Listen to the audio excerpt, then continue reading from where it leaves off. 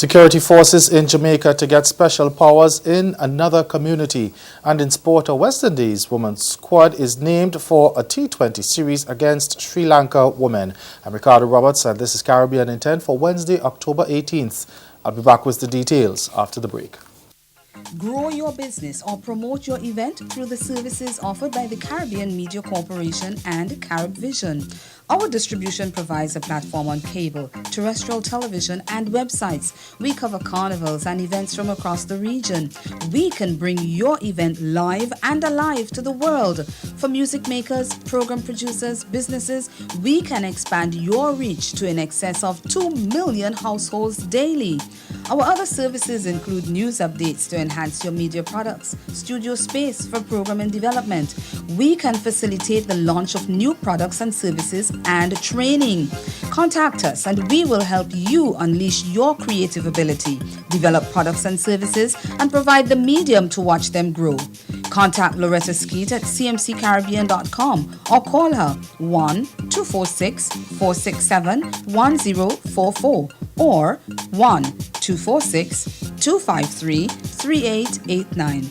Call and book your carnival or event today. I'm here with my good buddy Rowan at Kite Beach in Bon Air. Why is Bon Air such a great place to kiteboard? Because it's always windy. Tell us about Kite Ride Bon Air. The Kite Ride Bon Air was an event organized by me and a friend of mine to put Bon Air on the map as a kiteboarding destination. And it was also an initiative to get more local people involved into kiteboarding.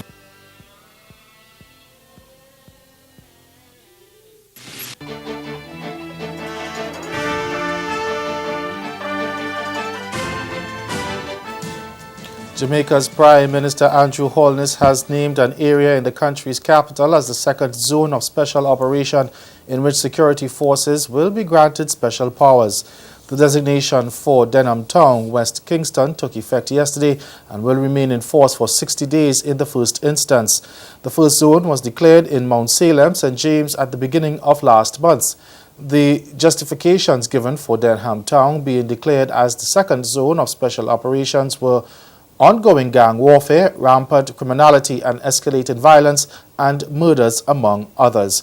Andrea Chisholm of TVJ News has more. Denham Town in West Kingston has met the first order criteria for the National Security Council. Ongoing gang warfare, rampant criminality, escalating violence and murder, and a threat to rule of law. There are 12 known gangs operating in Denham Town. Since 2015, there has been gang conflict between the Tivoli Gardens / Young Generation gang and the Denham Town Coalition as a result of the coalition refusal to conform with the Coke's family regime. He says the gangs participate in extortion, armed robberies and contract killings, using the proceeds to strengthen their activities. And there are statistics to back up the decision. In relation to murders, Police Commissioner George Coelho says in 2014, there were 9 incidents and 10 victims. So far in 2017, 17 incidents and 17 victims. For shootings, there were 31 incidents and 50 victims in 2014. And so far this year, 26 incidents and 53 victims. The building code in the Bahamas is being reviewed as efforts are made to improve construction standards in the country, particularly in coastal areas.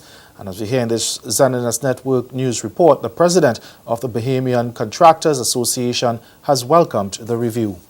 What appears to be an increase in the frequency and intensity of major hurricanes hitting the Bahamas in recent years, President of the Bahamian Contractors Association, Leonard Sands, is welcoming plans by Minister of Public Works, the Honorable Desmond Bannister, to conduct a review of the country's building code. I think the minister mentioned that there needs to be a consideration for at least information to architects and engineers about Title C historical data, Title C levels, whether this area is prone to flooding or not. That information should be readily available.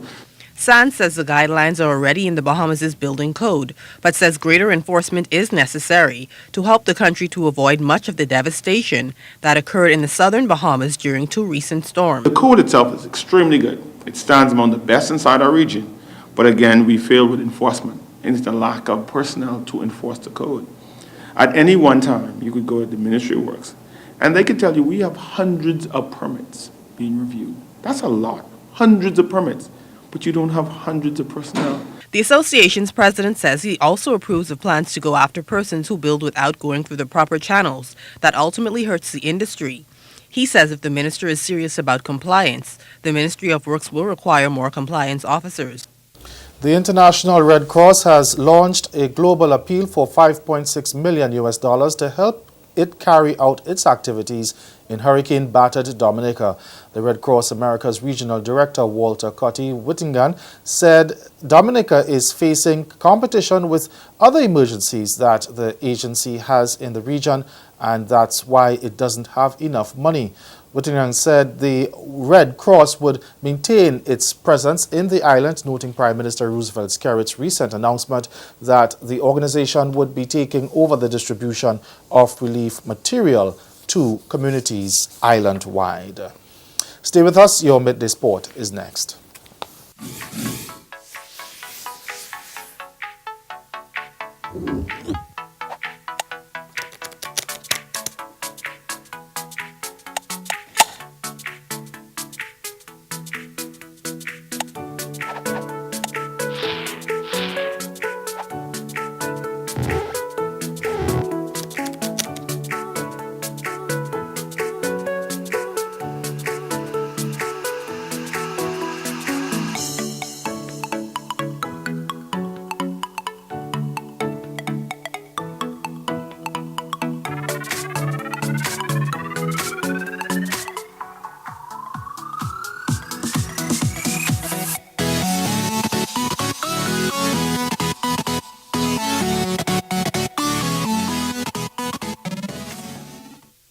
We're here in Zion Square in Jerusalem, which the government has actually declared to rename Tolerant Square. And we're just going to ask everyday Israelis what they think about the situation.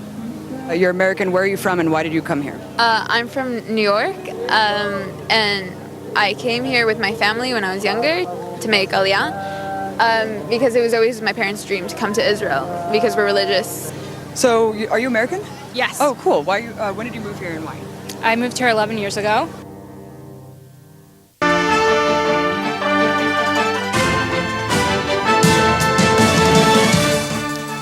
Welcome back. It's now time for sport. Brittany Cooper is set to make her return to the international stage when West Indies women face Sri Lanka women in 3 T20 internationals this week in Antigua.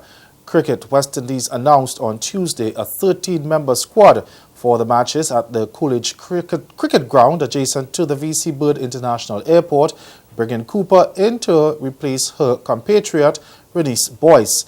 The series comes on the heels of the Windies women sweeping the 3 ICC Women's Championship matches against the Sri Lankans played over the last weekend at the Brian Lara Cricket Academy in South Trinidad.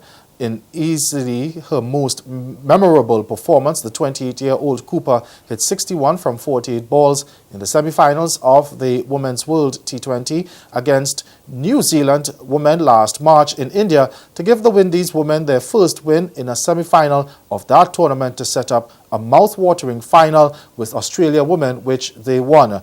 Cooper has appeared in 49 T20Is since making her debut 7 years ago and has managed a paltry 379 runs with an average of 10.82, with that World Cup semi-final innings being her only score over 50. That's Caribbean in 10.